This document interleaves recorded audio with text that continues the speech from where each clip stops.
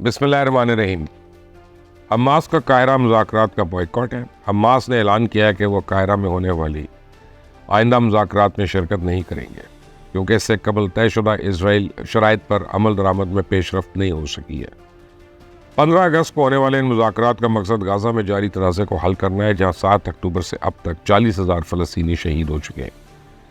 Hamas نے مزید بات چیت سے پہلے اسرائیل کو اپنے وعدوں پر قائم رہنے کا مطالبہ کیا۔ اب حماس کا شیلٹر اسکول پر اسرائیلی حملے کا رد عمل، اسکول میں حماس کے اراکین موجود ہی نہیں تھے۔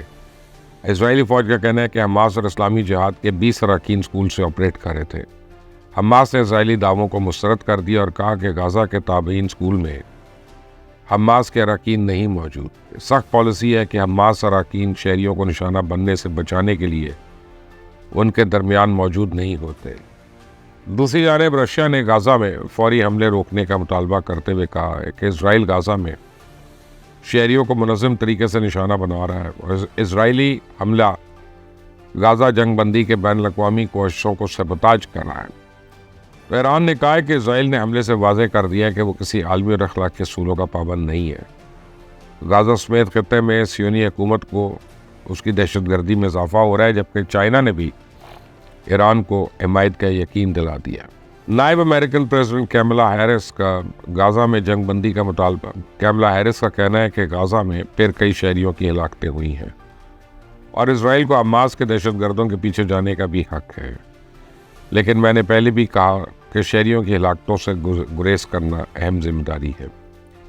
یرغمالیوں کی رہائی اور جنگ بندی معاہدہ اب ہو جانا چاہیے، جبکہ ایک طرف جو بائیڈن کا کہنا ہے کہ غزہ میں سیز فائر معاہدہ میری صدارت کے درمیان ممکن ہے۔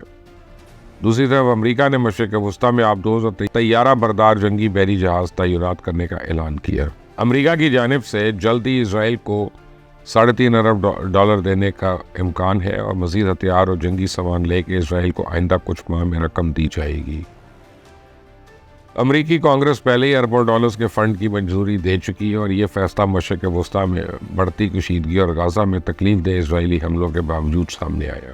فلسطین سے ایک ویڈیو وائرل ہوئی ہے جس میں ایک فلسطینی بچی نے دنیا کو پیغام دیا ہے کہ میں نہ اس دنیا میں نہ آخرت میں آپ کو معاف نہیں کروں گی، اور اس ویڈیو میں بچی کہتی ہے کہ ہم اب تھک چکے ہیں، تمام بچے اور جوان اب تھک چکے ہیں، بس بہت ہو گیا۔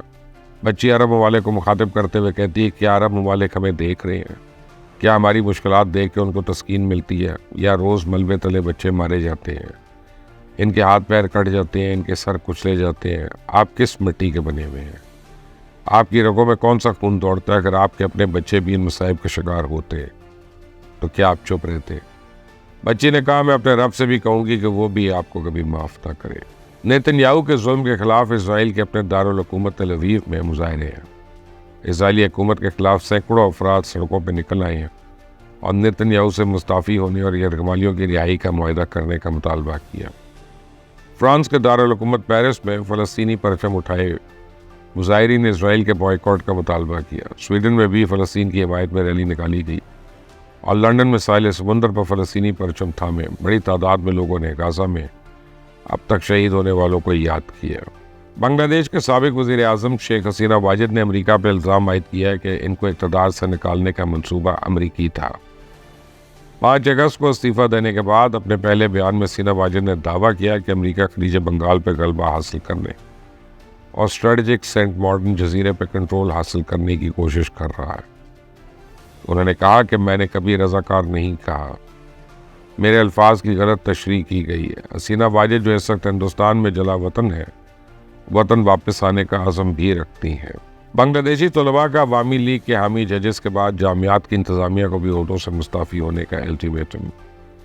بنگلہ دیشی میڈیا کے مطابق ڈھاکہ کے جگن ناتھ یونیورسٹی کے طلباء نے یونیورسٹی کے وائس چانسلر رجسٹرار سمیت کچھ دیگر عہدیداروں کو آج دوپہر 3 بجے تک مستعفی ہونے کا الٹیمیٹم دیا ہوا ہے، جبکہ کومیلا یونیورسٹی کے وائس چانسلر قائم مقام پروکٹر اور 3 اسسٹنٹ پروکٹرز نے بھی اپنے عہدوں سے استعفیٰ دے دیا۔